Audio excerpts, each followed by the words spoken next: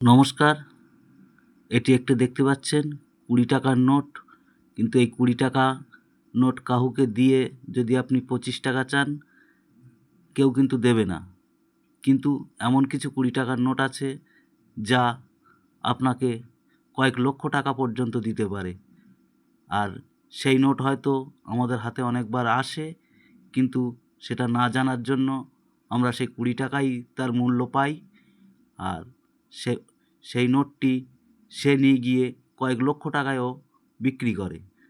প্রথম নোট চিনতে হলে, রেয়ার নোট জানতে হলে, তাহলে নোটের সিগনেচার, কোন গভর্নমেন্টের সিগনেচার আছে এবং তার ইউনিক নাম্বার কী আছে।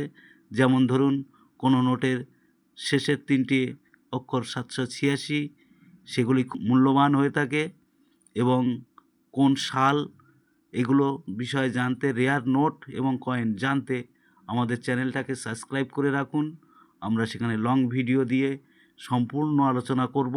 যে আলোচনা শুনলে আপনি রেয়ার নোট এবং কয়েন সম্বন্ধে আপনার অনেক ধারণা হয়ে থাকবে। কারণ এই অনেক নোট এবং অনেক কয়েন আসে রেয়ার আমাদের হাতে, যা আমরা অজান্তেই লোককে দিয়ে দিই এবং খরচা করে ফেলি।